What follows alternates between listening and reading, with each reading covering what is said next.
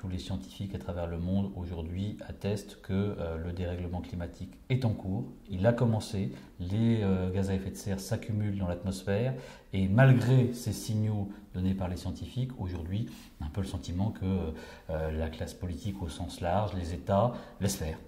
Et qu'on est sur des courbes aujourd'hui qui risquent de nous amener à une augmentation des températures moyennes sur la planète de 3,5 degrés, 4 degrés, bien au-delà de ce que les scientifiques estiment être contrôlable. Globalement, ce qu'on peut modifier par nos politiques municipales, c'est 1 tonne sur 5 de gaz à effet de serre.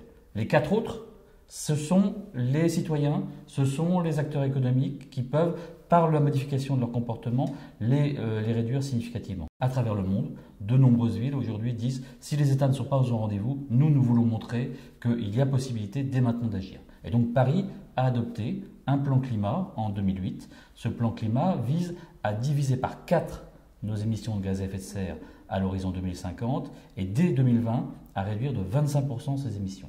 Et donc on a engagé toute une politique qui concerne les bâtiments de la ville, les bâtiments municipaux, les logements sociaux, les logements privés, l'éclairage public, les transports, l'alimentation de la ville, tout un tas de secteurs sur lesquels nous sommes engagés à réduire nos émissions de gaz à effet de serre. On veut en faire quelque part le guichet unique qui permet que chacun puisse y trouver les informations nécessaires. Parce que ce qu'on sait bien, c'est que changer ses comportements, si on dit aux gens changez vos comportements comme ça, les gens ne savent pas forcément ce qu'il faut faire. Ils ont besoin que les politiques, les responsables, les politiques publiques, quelque part, leur donnent des outils pour faire. C'est le but de l'agence. On sait d'ores et déjà que de toute façon, quoi qu'on fasse, le dérèglement climatique est commencé et qu'on arrivera à avoir des modifications importantes du climat et donc que la ville doit s'adapter. La ville doit anticiper. On a eu une canicule en 2003 à Paris qui a fait plusieurs milliers de morts.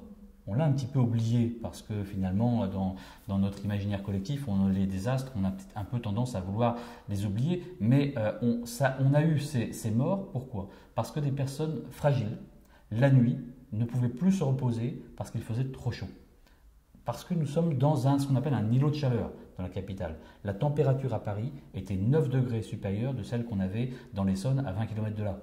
Simplement parce que c'est la ville. Et donc adapter le territoire, c'est penser ces événements climatiques et essayer de réduire les impacts négatifs, ces impacts donc en matière d'îlot de chaleur. Donc ça peut vouloir dire végétaliser plus la ville, prévoir des couloirs de vent, prévoir que les réseaux d'eau potable et non eau potable puissent être utilisés pour aider à réduire les températures, etc. Mais c'est aussi penser la vulnérabilité du territoire. Parce que si on prend en compte à la fois cette augmentation des températures, mais aussi l'augmentation des prix de l'énergie, on peut se poser la question, qu'est-ce qu'on mange à Paris? Et donc comment on se nourrira dans 20 ou 25 ans? Aujourd'hui, on est sur un territoire, l'Île-de-France, plus que Paris, 14 millions d'habitants, où on est dans une situation où seulement 1% de ce que nous mangeons est produit sur le territoire. C'est donc extrêmement vulnérable comme situation. Donc sur l'alimentation, on peut parler de l'eau, sur la question de l'énergie, sur toutes ces questions, on a besoin de réfléchir quelles sont nos vulnérabilités et comment on les réduit, comment on rend nos sociétés plus robustes. Et là encore, l'agence, c'est le lieu dans lequel on va en discuter.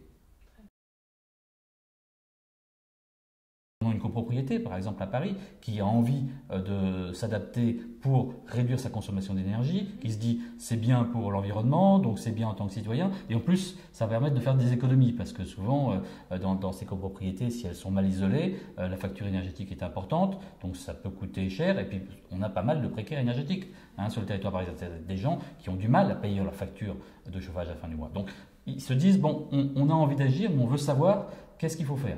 L'Agence du climat est l'interlocuteur qui va permettre, d'une part, d'avoir des premières informations sur le bâtiment, parce qu'on a fait une thermographie de Paris, c'est-à-dire une photographie thermique de Paris, d'en haut, vue du ciel, et puis aussi d'un certain nombre de bâtiments. L'agence peut aider à financer un diagnostic thermique. C'est un outil beaucoup plus concret qui permet d'avoir une vraie évaluation du bâtiment et des travaux potentiels. Et là encore, on peut apporter des aides, on peut dire l'ensemble des aides qui existent, et on réfléchit au niveau de la ville de Paris, y compris à mettre des aides supplémentaires. Et en fonction du dialogue qu'on aura avec des copropriétaires, on peut adapter notre dispositif d'aide. Voilà, l'agence, c'est vraiment le lieu où on peut trouver ces informations, échanger. Et ce que je vous dis sur une copropriété, c'est valable sur une entreprise qui aujourd'hui voudrait un peu rationaliser ses déplacements pour réduire ses consommations de pétrole, parce que le prix du pétrole va forcément reprendre son ascension et donc c'est un coût pour l'entreprise, et en même temps essayer d'être plus écologique. Bon, là aussi, on peut contribuer parce qu'il y a des exemples qui existent aujourd'hui. L'administration parisienne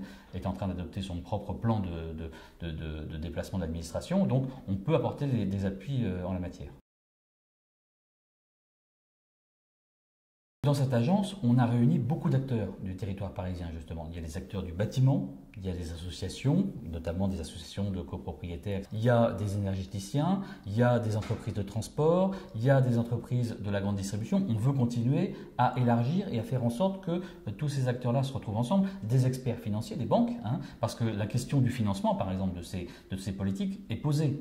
Une partie des investissements pour réduire la consommation thermique d'un bâtiment pourront être financés quelque part par les économies d'énergie de demain. Sauf que les économies d'énergie de demain, on n'a pas l'argent. Donc il faut trouver des systèmes avec les banques qui permettent d'emprunter et de se financer sur les économies d'énergie. Alors aujourd'hui, c'est une agence parisienne, c'est, je dirais quelque part l'agence du petit Paris, puisqu'on parle beaucoup du grand Paris, là du territoire parisien. Évidemment, notre réflexion, elle n'est pas à nous limiter simplement aux frontières existantes, puisqu'on parle tous de Paris Métropole, du Grand Paris, etc. Sur les questions énergétiques, sur les questions d'adaptation du territoire, on a besoin de réfléchir ensemble. Alors, pour l'instant, vu l'état du droit, on fait une agence sur le territoire parisien, mais il y a déjà des agences qui sont en train de se créer sur les territoires voisins et on travaille en réseau. Et puis, on veut aussi en faire le lieu dans lequel on réfléchisse ensemble, c'est quoi la politique énergétique d'un territoire.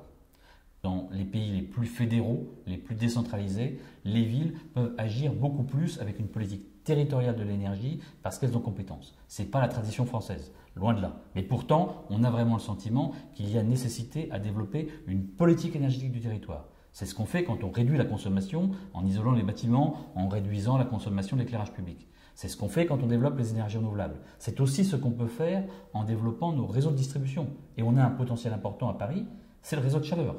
On a le 3e réseau de chaleur au monde, après New York et Moscou. Penser les politiques de déplacement uniquement en regardant que Paris intramuros, ça n'a pas beaucoup de sens. Penser les politiques énergétiques non plus. Je prends la question de la géothermie par exemple. On a une ressource très importante dans le sous-sol de Paris, la nappe de géothermie. En fait, cette nappe de géothermie, elle n'est pas qu'à Paris, elle est commune avec les voisins. Quand on creuse un puits, aujourd'hui, on a creusé un puits il y a 2 ans à Paris Nord-Est, ce puits va permettre d'alimenter 12 000 logements dans Paris et 38 000 à Aubervilliers. Donc on est vraiment sur un projet commun. Quand on va creuser un puits de géothermie au Batignolles, c'est pareil, parce que ce serait complètement stupide de penser frontières administratives face à des phénomènes géologiques et écologiques qui dépassent largement les frontières des administrations.